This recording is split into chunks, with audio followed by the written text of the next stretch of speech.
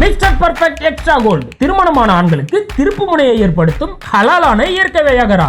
60,000க்கும் மேற்பட்ட திருப்திகரமான வாடிக்கையாளர்கள், 500க்கும் மேற்பட்ட வாடிக்கையாளர்களுக்கு குழந்தை வரமும் கிடைத்துள்ளது. வயதான பலகினமா, சுகர் பலகினமா, இனி கவலை வேண்டாம். உங்கள் இல்லறம் நல்லறமாக அமைய உடனே ஆர்டர் செய்யுங்கள். மேலும் விவரங்களுக்கு கீழுள்ள எண்ணை அணுகுங்கள்.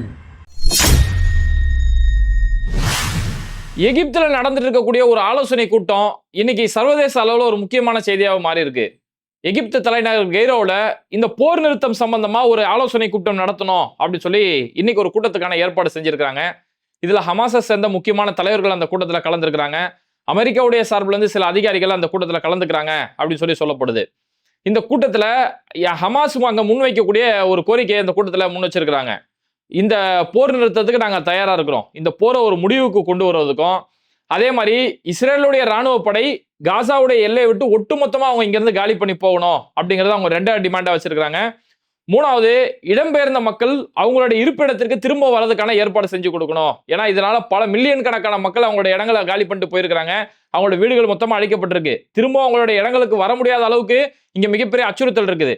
அதனால அந்த மக்கள் காலி பண்ணிட்டு போன மக்கள் திரும்ப பாதுகாப்பாக அவங்களோட இடத்துக்கு திரும்பி வர்றதுக்கான ஏற்பாடு செஞ்சு கொடுக்கப்படணும். இதையும் தாண்டி இதுக்கப்புறம் இந்த போர் நிறுத்தப்பட்டு இஸ்ரேல் இங்கிருந்து காலி பண்ணி போய் இடம்பெயர்ந்த மக்கள் திரும்பி வந்துடணும். இதுக்கப்புறம் பல நாடுகள்ல இருந்து மனிதாபிமான உதவிகள் வெளியில் வரப்படும். இவ்வளவு பெரிய பேரழிவை சந்திச்சிருக்கிறதால மனிதாபிமான உதவிகள் வரும். அந்த மனிதாபிமான உதவிகளை இஸ்ரேல் எக்காரணத்துக்கு கொண்டு தடுக்கக்கூடாது, அவங்கள உள்ள நுழையிறதுக்கான எல்லா ஏற்பாடையும் இஸ்ரேல் செஞ்சு கொடுக்கணும் அப்படின்ற ஒரு கோரிக்கையை முன் வச்சிருக்காங்க. அதுக்கடுத்து கைதிகளோட பரிமாற்றம். ஏன்னா இப்ப இஸ்ரேல் வைக்கக்கூடிய டிமாண்ட் என்னன்னா, எங்களோட கைதியை கொடுத்துருன்னு கேட்டுட்டு இருக்காங்களே, கைதிகளோட பரிமாற்றத்துக்கான ஏற்பாடு செய்யணும். ஏன்னா பலஸ்தீனை சேர்ந்த பல கைதிகள் அங்க சித்திரவதைப்பட்டு இருக்காங்க. இஸ்ரேலுடைய சிறையில கொடுமைப்படுத்தப்பட்டு இருக்காங்க.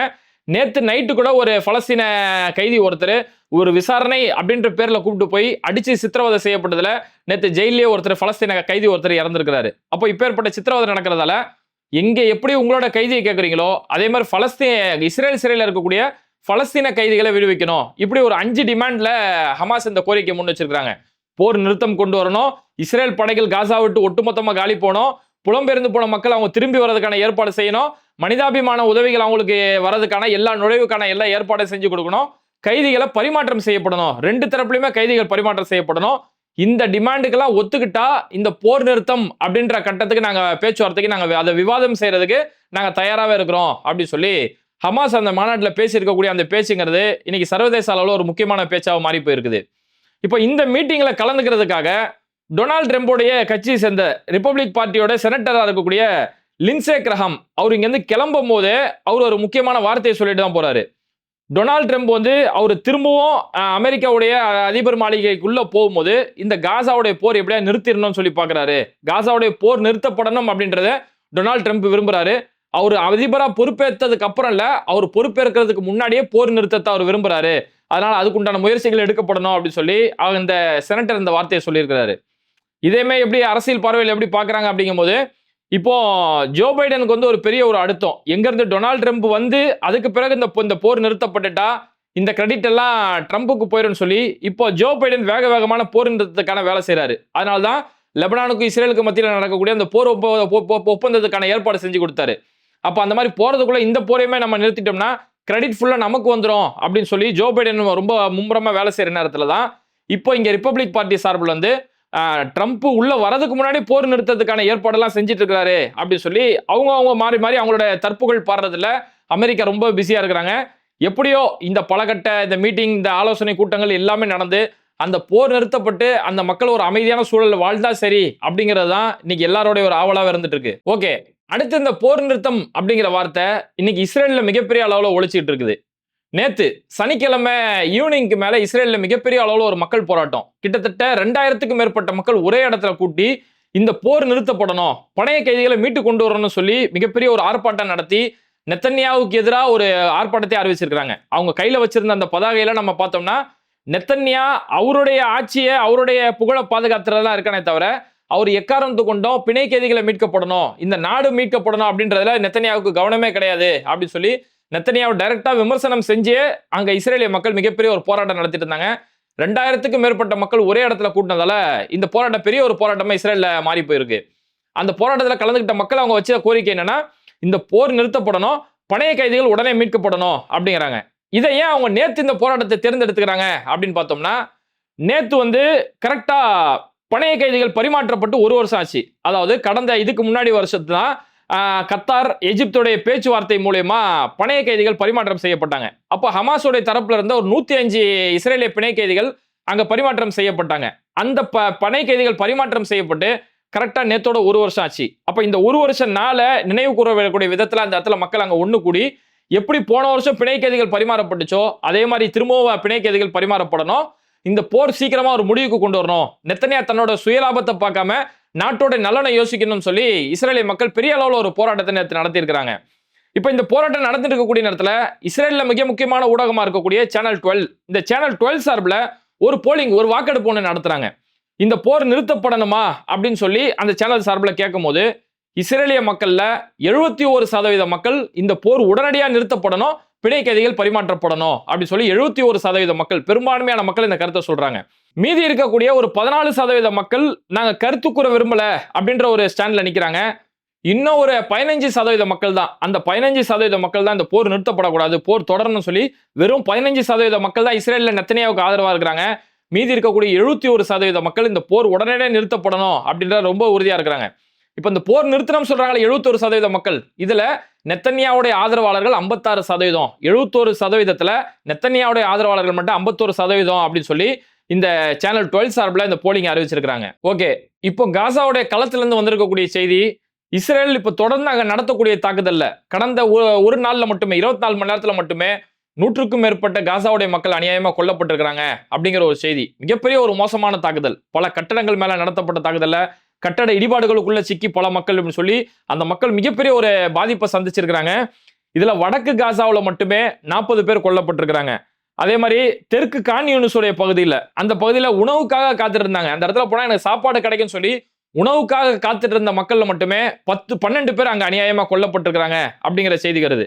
இப்படி பொதுமக்களை கொண்டது மட்டும் இல்லாம இந்த பொதுமக்களுக்கு யாரெல்லாம் உதவி செய்யறாங்களோ அந்த உதவி செய்யக்கூடிய உதவியாளர்களை நோக்கி நேற்று ஒரு நாள்ல மட்டுமே பல உதவியாளர்கள் கொல்லப்பட்டிருக்கிறாங்க. இதுல பார்த்தோம்னா WCK அப்படி சொல்லக்கூடிய வேர்ல்டு சென்டர் கிச்சன் அப்படி சொல்லக்கூடிய ஒரு அமைப்பு, இவங்களுடைய வேலை என்னன்னா, எங்கெல்லாம் இது மாதிரியான போர்களில் பாதிக்கப்பட்டிருக்காங்களோ அங்க ஒரு மனிதாபிமான உதவிகளா இவங்க உள்ள போய் அந்த மக்களுக்கு சாப்பாடு செஞ்சு கொடுக்கறதா இவங்களுடைய வேலை. ஒரு உலகளாவிய ஒரு மிகப்பெரிய ஒரு சர்வதேச ஒரு அமைப்பு. இந்த அமைப்பை சேர்ந்தவங்க இவங்க கார்ல டிராவல் செஞ்சுட்டு இருக்கும்போது, அங்க பாதிக்கப்பட்ட மக்களுக்கு சமையல் செய்யறதுக்காக கார்ல டிராவல் செய்யும் போது அந்த காரை டார்கெட் பண்ணி இஸ்ரேல் ஒரு ட்ரோன் தாக்குதல் நடத்தினாங்க. நடத்தப்பட்ட அந்த ட்ரோன் தாக்குதல்ல அந்த WCK அமைப்பை சேர்ந்த 3 பேர் நேற்று கொல்லப்பட்டிருக்கிறாங்க. இப்படி 3 பேர் கொல்லப்பட்டோன்னே அந்த அமைப்பை சேர்ந்த மக்கள் அதுல உதவி செய்யறதுக்காக ஒரு மனிதாபிமான எண்ணத்தோட வந்தவங்க, இல்லங்க இதுக்கு மேல எங்களால இங்க தாங்க முடியாதுங்க, இதுக்கு முன்னாடியே எங்க மேல ஒரு தாக்குதல் நடந்து எங்களோட ஊழியர்கள் கொல்லப்பட்டாங்க, இப்ப நேத்து ஒரு 3 பேர் கொல்லப்பட்டுட்டாங்க, இதுக்கு மேல நாங்க இல்ல ஒரு உதவி செய்யலாம்னு வந்த இடத்துல எங்க உயிருக்கே உத்தரவாதம் இல்லாத போது நாங்க கிளம்புறோம், இதோட காசா விட்டு நாங்க காலி பண்ணிட்டு போறோம்னு சொல்லி அந்த WCK அமைப்பு அவங்க காசா விட்டு காலி பண்ணி போகக்கூடிய ஒரு முடிவை தேர்ந்தெடுத்திருக்கிறாங்க. அடுத்து பார்த்தோம்னா காசாவுடைய பெய்த் லஹியாவுடைய பகுதியில், இந்த பெய்த் லஹியாவுடைய பகுதியில் காசா சூப் அப்படின்னு சொல்லக்கூடிய ஒரு ரெஸ்டாரண்ட் வச்சிருக்கக்கூடிய ஒரு நபர், ஒரு சின்ன கடை தான், காசா சூப்னு சொல்லி ஒரு கடை வச்சிருக்கிறாரு. இவர் என்ன செய்யறாருன்னா, இந்த போர்னால புலம்பெயர்ந்து வந்திருக்கக்கூடிய மக்களுக்கு தன்னாலான சாப்பாடை செஞ்சு கொடுக்குறாரு. தான் கையில என்ன இருக்குமோ அதை போட்டு சமைச்சு கொடுக்குறாரு. இல்ல எங்க இருந்தாச்சும் ஏதாவது சாப்பாடுக்கான உதவிகள் வந்துச்சுன்னா அந்த மக்களுக்கு ஒட்டுமொத்தமா செஞ்சு கொடுக்கக்கூடிய ஒரு செஃப், ஒரு சமையல் கலை வல்லுநர். இவரு தான் தொடர்ந்து இந்த போர் ஆரம்பிச்ச காலத்துல இருந்து அந்த மக்களுக்கு இவர் கடையில வேலை செய்யக்கூடிய ஊழியர்களும் சேர்ந்து பெரிய அளவுல சாப்பாடு செஞ்சு கொடுத்திருந்தாங்க. அந்த மக்களுக்கு அரை வயிறு 1/4 வயிறுக்காச்சும் ஏதாவது சாப்பாடு கிடைக்குது அப்படின்னா அந்த பைத் லஹியாவுடைய பகுதியில இவரோட பங்களிப்பு ரொம்ப முக்கியமானது. அந்த செஃப்புடைய பேரு மஹமது அல் மதூன் அப்படின்னு சொல்றதா அவருடைய பேரு. இந்த மஹமது அல் மதூன் இவரை கரெக்டா டார்கெட் பண்ணி ஒரு ட்ரோன் ஷாட் ஒன்று நடத்தப்பட்டிருக்கு. ட்ரோன் மூலியமா ஒரு துப்பாக்கி சூடு நடத்தப்பட்டு கரெக்டா அவரை பர்டிகுலரா இவரை டார்கெட் பண்ணணும் அப்படின்னு சொல்லி அவரை டார்கெட் பண்ணி சுட்டுருக்காங்க அப்படின்னு சொல்லி அந்த பைத் லஹியாவுடைய பகுதியோட மக்கள் எல்லாம் சொல்றாங்க. நேற்று அவருமே இறந்திருக்கிறார் இந்த தாக்குதல்ல. இதுக்கப்புறம் பார்த்தோம்னா அல் அஹ்லி அரபுன்னு சொல்லக்கூடிய ஒரு பகுதி, அந்த பகுதியில் இருக்கக்கூடிய ஒரு பத்திரிகையாளர் மஹமூது கானிதா அப்படின்னு சொல்லக்கூடிய ஒரு பத்திரிகையாளர், இவருமே கரெக்டா டார்கெட் பண்ணி ஏதோ ஒட்டுமொத்தமா குண்டு போட்டாங்க, அந்த குண்டு தாக்குதல்ல இறந்துட்டார் அப்படி இல்லை, இவரை கரெக்டா டார்கெட் பண்ணி ஒரு ட்ரோன் மூலியமா இவரை ஃபாலோ பண்ணி அங்க ஒரு துப்பாக்கி சூடு நடத்தப்பட்டு இந்த பத்திரிகையாளரும் கொல்லப்பட்டிருக்கிறாரு. அப்ப இஸ்ரேலோட இந்த தாக்குதல் நேற்று ஒரு நாள்ல நடத்தப்பட்ட இந்த தாக்குதலை மட்டும் பாருங்க. இந்த பத்திரிகையாளர் மஹமூது கானிதா தான் அங்க மக்கள் சந்திக்கக்கூடிய பிரச்சனைகளை வெளி உலகத்துக்கு சொல்லக்கூடிய, அந்த மக்களுக்கு ஒரு உதவி செஞ்சுட்டு இருந்தாரு. அந்த சமையல் கலை வல்லுநர் இருக்கக்கூடிய முகமது அல் மதூன், அந்த முகமது அல் மதூன் அந்த மக்களுக்கு சாப்பாடு செஞ்சு தன்னாலான உதவி செஞ்சிருந்தாரு. அவருமே நேற்று கொல்லப்பட்டிருக்கிறாரு. அதுக்கடுத்து WCKன்னு சொல்லக்கூடிய வேர்ல்டு சென்டர் கிச்சன், அந்த வேர்ல்டு சென்டர் கிச்சன் அமைப்பை சேர்ந்த 3 பேர் கொல்லப்பட்டிருக்கிறாங்க. அப்போ ஒட்டுமொத்தத்துல காசா மக்களுக்கு யாரெல்லாம் உதவணும்னு சொல்லி நீங்க உள்ள வரீங்களோ நீங்க எல்லாம் கொல்லப்படுவீர்கள் அப்படின்னு சொல்லி இவ்வளோ ஒரு மோசமான அராஜகமான காரியத்துல தான் இஸ்ரேல் ஈடுபட்டு இருக்காங்க.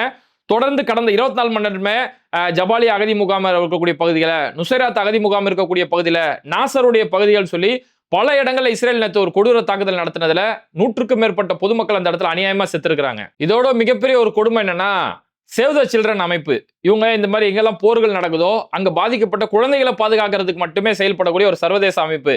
இந்த சேவ் த சில்ட்ரன் அமைப்பை சேர்ந்த அகமது ஃபைசல் அப்படின்னு சொல்லக்கூடிய ஒரு நபர் கான்யூனிஸ் பகுதியில் இருந்துட்டு இருந்தாரு. இவர் கான்யூனிஸ் பகுதியில் இருக்கக்கூடிய ஒரு பள்ளிவாசல்ல போய் தொழுகை நடத்திட்டு வெளியில வரக்கூடிய நேரத்துல இஸ்ரேலிய ராணுவம் அவர் அநியாயமா ஒரு தாக்குதல் நடத்தி அவருமே அந்த இடத்துல கொல்லப்பட்டிருக்கிறாரு. அப்போ ஒட்டுமொத்தத்தில் உதவி செய்யக்கூடிய எல்லாருமே டார்கெட் பண்ணி தேடி கொள்ளக்கூடிய ஒரு வேலையில தான் ஈடுபட்டிருக்காங்க. இப்போ சேவ் த சில்ட்ரன் அமைப்பை சேர்ந்த ஒரு ஊழியர் கொல்லப்பட்டோன்னே சேவ் த சில்ட்ரன் அமைப்பு சார்பில் ஒரு கண்டன அறிக்கையுமே கொடுத்து அவர் கொல்லப்பட்டதுக்கு மிகப்பெரிய கண்டனத்தை சொல்லிட்டு அவங்க என்ன சொல்றாங்கன்னா, காசாவில் இருக்கக்கூடிய அந்த மக்கள்ல குறிப்பா குழந்தைகளோட நிலைமை ரொம்ப மோசமான ஒரு நிலைமையை சந்திச்சிட்டு இருக்குது. அந்த மக்கள் மீள முடியாத ஒரு துயரத்தை இஸ்ரேல் அவங்களுக்கு கொடுத்துட்டு இருக்குது. அவ்வளோ ஒரு மோசமான நிலைமை இஸ்ரேல் அவங்களுக்கு ஏற்படுத்தி கொடுத்துட்டு இருக்குது.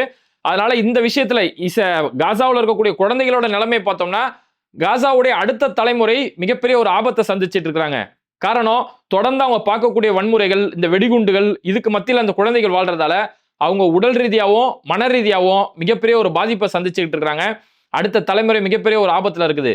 இதையும் தாண்டி அந்த மக்கள் மிகப்பெரிய அளவில் பட்டினியில இருக்கிறதால, இந்த பட்டினியிலே தொடர்ந்து அரை வயிறு கால் வயிறு இந்த பட்டினியில இருக்கிறதால மிகப்பெரிய ஊட்டச்சத்து குறைபாடுகளுக்கு இந்த காசாவுடைய மக்கள் பாதிக்கப்பட்டிருக்கிறாங்கன்னு சொல்லி சேவ் த சில்ட்ரன் அமைப்பு சார்பில் இந்த விஷயத்தை சொல்லியிருக்கிறாங்க.